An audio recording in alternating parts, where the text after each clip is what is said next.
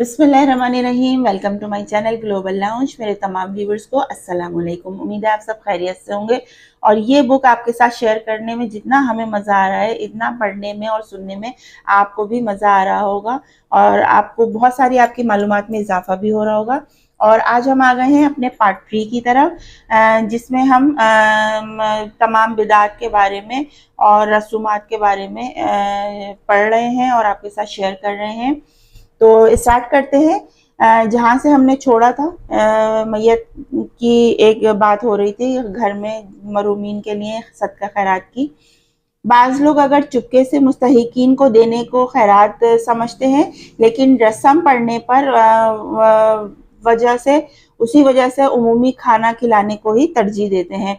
अच्छा, बाज़ लोगों का ये होता है कि वैसे तो घर में वो चुप चुपा कर और खामोशी से सदका खैरात कर रहे होते हैं, और होना भी यही चाहिए कि अगर आप किसी को सदका खैरात कर रहे हैं तो एक हाथ से दें, तो दूसरे हाथ को मालूम भी नहीं होना चाहिए कि आपने खैरात की है या सदका दिया है।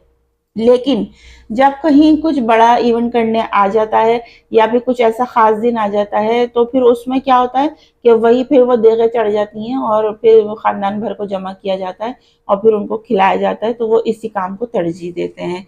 वो भी बेचारे माशरे से परेशान हैं, बेजार हैं। ना चाहते हुए भी इंसान, बहुत सारे लोग अपनी इस्लाह करना चाहते हैं जो सख्त होते हैं, तो जो अपनी बात पर डटे रहते हैं तो वो इन चीज़ों को ख़त्म कर लेते हैं।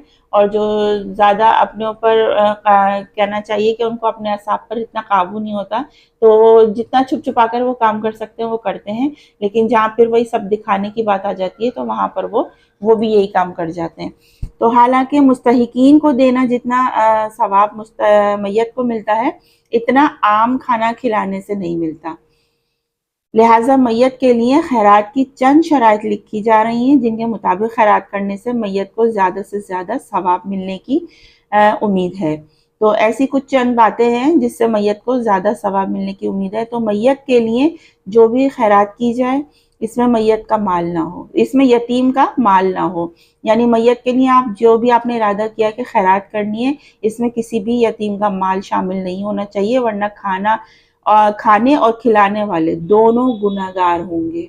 मैयत को सवाब पहुंचाना तो दूर की बात है, यहाँ तो गुनहगार हो रहे हैं। तो मैयत को अगर आपको सदका खैरात करना है, सवाब पहुंचाना है, तो इसके लिए आपने ये बिल्कुल मेक श्योर कर लेना है कि इसमें जो भी पैसा इस्तेमाल हो रहा है, जो भी चीज़ इस्तेमाल हो रही है, वो किसी यतीम के माल की नहीं है।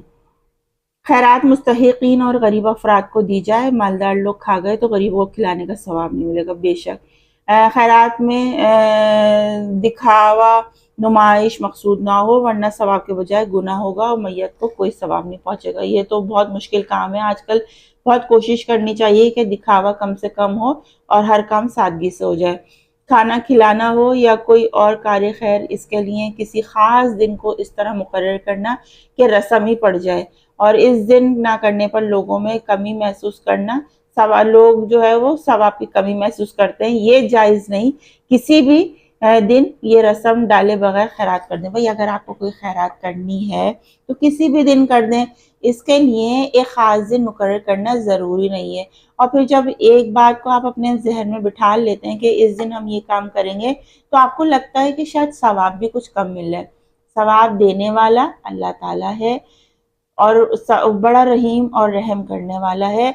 उसकी ज़ात से बड़ी रहम की उम्मीद करनी चाहिए। और सवाब का जहाँ तक हिसाब हैगा, तो सवाब बेशुमार मिलेगा। किसी भी दिन करिए, किसी भी वक्त करिए, कोई भी ख़ास वक्त मुकर्रर ना करें। मिस्कीनों को खाना खिलाना अलग कार्य खैर है और कुरान मजीद की तिलावत अलग इबादत है। इन दोनों को ज़रूर इकट्ठा करना, यानी खाना सामने रखकर फातिहा पढ़ना, फिर फातिहा से पहले किसी को खाना ना देना, ये एक बड़ी नाजायज़ सी रस्म है और इसको छोड़ना वाजिब है। बाज़ जगह देवों के पास जो होता है कुरान खानी बैठ के कराई जाती है, और फिर ये भी एक नाजायज़ रस्म है और इससे कुरान मजीद की बेअदबी होती है। देगे पक रही हूँ और कारी साहिबान को वहीं बुलाकर पढ़वाया जा रहा हो, तो ये देखें बहुत गलत बात है। कुरान पाक का बड़ी जो है उसको अहमियत उसकी इतनी बड़ी है कि उसकी हुर्मत का ख्याल, और फिर उसकी दूसरा ही कि उसको बड़े प्यार से रखना और उसका ख्याल करना और उसकी इज़्ज़त करना, یہ سب جو ہے قرآن کی بے ادبی کہیں نہ ہو، ایسا گمان نہ ہو کہ بے ادبی ہو رہی ہے آپ کے پڑھنے سے۔ تو بھائی یہ بتائیں مجھے کہ دیگ کے سامنے کون قرآن پڑھتا ہے؟ دیگ پکانا والے وہ برچی دیگ پکا رہے اس کو دیگ پکانے دیں۔ آپ نے قاری صاحب سے جو ہے گا قرآن اگر تلاوت کرانی ہے تو انہیں آپ اندر بٹھا کے تلاوت کروا لیں، دیگوں کے سامنے کرنے سے کیا زیادہ ثواب مل جائے گا یا کھانا بڑھ جائے گا اس کے اوپر دیگ کے پاس بیٹھ کر تلاوت کرنے سے؟ یہ تو کچھ عجیب سا ہی ہے، یا پھر ثواب زیادہ مل رہا ہے۔ اور پھر دوسرا یہ کہ زیادہ یہ بھی دیکھنے میں آتا ہے کہ وہ کھانا جب تک وہ فاتحہ نہیں ہوگی جب تک وہ کھانا سامنے نہیں رکھا جائے گا۔ اب آپ یہ سوچیں کہ دیکھیں آپ اللہ کے آگے دعا مانگ رہے ہیں اور پھر اس کے بعد آپ میت کو ایصال ثواب پہنچا رہے ہیں، سب لوگ دعا پڑھ رہے ہیں تو آپ بیٹھ کے دعا مانگیں نا۔ سب اگر اجتماعی دعا آپ کر بھی رہے ہیں تو آپ دعا مانگیں۔ یہ کہاں لکھا ہے کہ ایک ٹرے سجا کر آپ لے آئیں، اس میں آپ نے سالن کا پورشن رکھا ہے، چاول رکھے ہیں، فروٹس الگ رکھے ہوئے ہیں اور پھر وہ جوڑا بھی ساتھ میں رکھا ہے، اچھا جوڑے کے ساتھ چپل بھی رکھی ہوتی۔ ارے بھائی آپ سوچیں کہ آپ اگر ان کو دینا جو آپ کو خیرات کرنا ہے تو آپ اس کو شاپر میں ڈال لیں اور دے دیجئے خاموشی سے، اور جو بھی کھانا دینا ہے اس کو باکسز میں ڈالیے اور دے دیجئے۔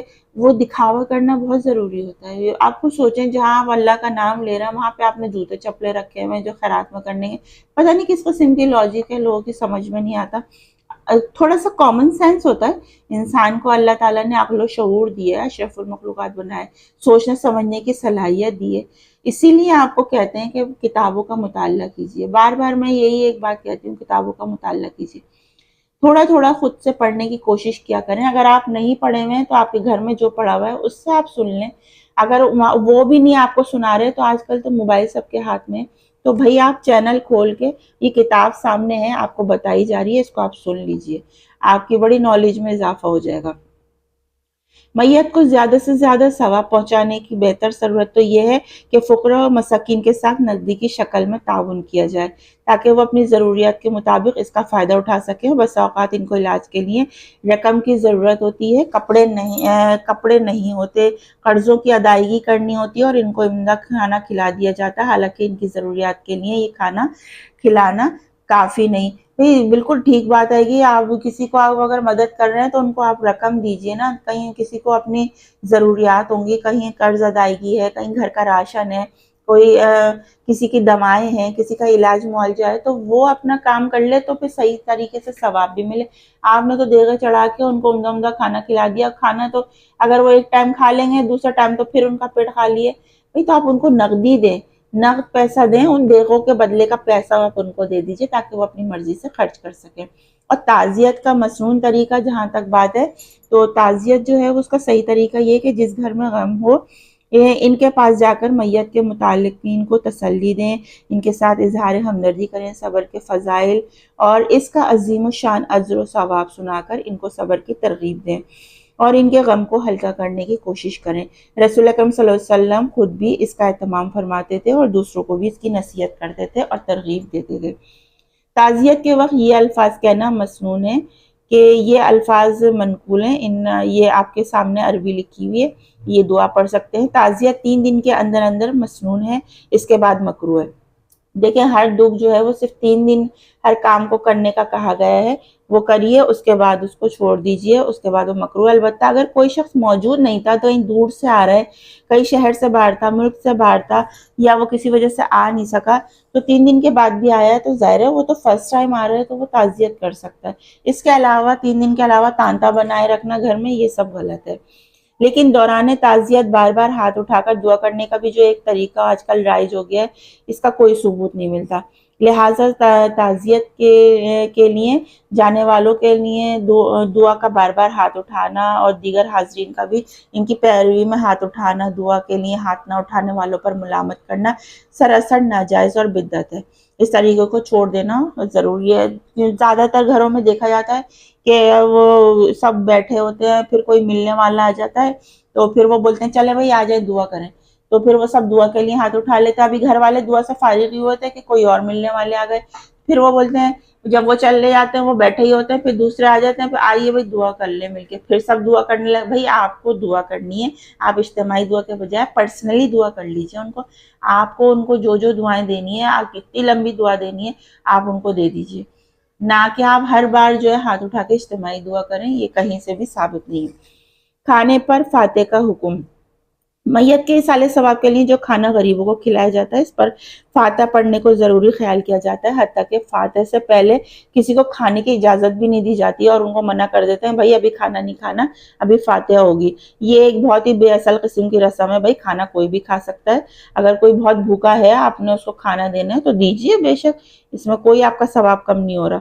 खाने पर फातिहा कुरान और हदीस से साबित नहीं, लाजिम या मसनून समझना जायज़ है और इसका इल्तिज़ाम करना बिदअत है। तीजा हो गया, जुमेरात, 11वीं, चहलम, 6 माही और बरसी वगैरह मैयत के इसाले सवाब के लिए कुछ मन घड़त तरीके मुसलमानों में राइज हो चुके हैं।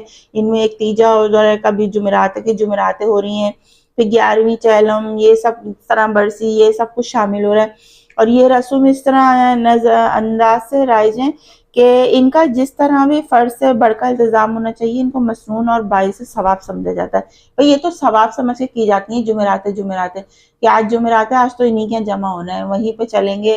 फिर वो थोड़ा सा तो पढ़ा जाता है, बाकी टाइम जो है वो खुशगप्पों में गुजर जाता है।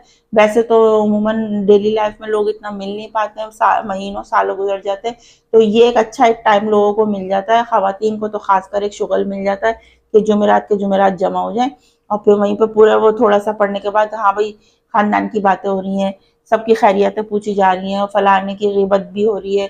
अलग से वो जो जो बेचारे के लिए पढ़ने आए थे उतना तो पढ़ा नहीं गया, लेकिन बहरहाल वो एक वो बातों का जो सेशन होता है वो ज़रूर चल जाता है। इन रस्म को जिस तरह हो सके मिटाना चाहिए, और इन रस्म की वजह से लोग ख्वाह कर्जे लेते फिरते हैं, अपने कंधों पे भार डालते हैं और ख्वार होते फिरते हैं, और ये खज्जल ख्वारियाँ करते रहते हैं। फिर बाद में ये होता है कि अब ये कर्ज अदा कैसे होगा, और दीन और दुनिया वालों के लिए खसारा मोल लेते हैं। ऐसे लोगों के लिए खसारा ही खसारा है, दुनिया में भी और आखिरत में भी। खुदारा कर्जा ना लीजिए, कर्जा ना लीजिए, कर्जा ना लीजिए।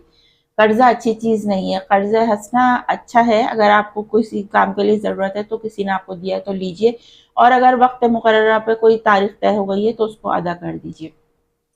लेकिन कोशिश कीजिए कि अल्लाह से मांगिए, कर्जा ना लीजिए। अपने अल्लाह से मदद मांगिए, जब भी मांगे वो आपकी मदद करने वाला है। कब्रों पर जो कतबे होते हैं उन पर कुरानी आयत लिखना ज़रूरी बिल्कुल भी दुरुस्त नहीं है। वक्त ज़रूरत अगर पहचान के लिए कोई आपने कतबा लगा लिया है तो मैयत का नाम लिख दीजिए, उसके ऊपर तारीख डाल दीजिए, और ये कोई मज़ायका नहीं, मगर कुरानी आयत या अशार वगैरह ना लिखें, ये जो है मकरूह है। इसमें कुरानी आयत की सख्त बेअदबी होती है, और यह मुशाहिदे में आया है।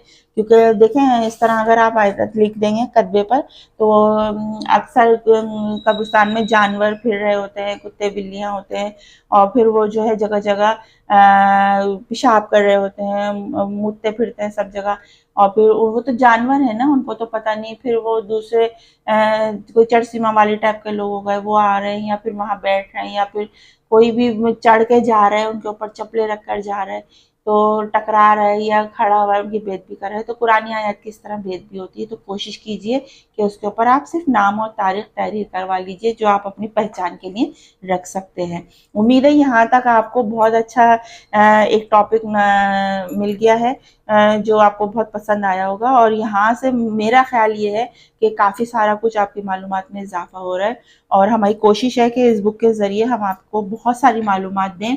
और इस बुक को पढ़ने का मकसद सिर्फ ये है कि ये बुक आपके सामने स्क्रीन पर है, इसे आप खुद भी पढ़ सकते हैं, चाहे तो आप सुन सकते हैं, और इसमें जो भी आपके मसाइल हैं उनका हल है, जो भी काम है, इस हर चीज़ों के बारे में इसमें तहरीर है जो हम आपके साथ शेयर करेंगे।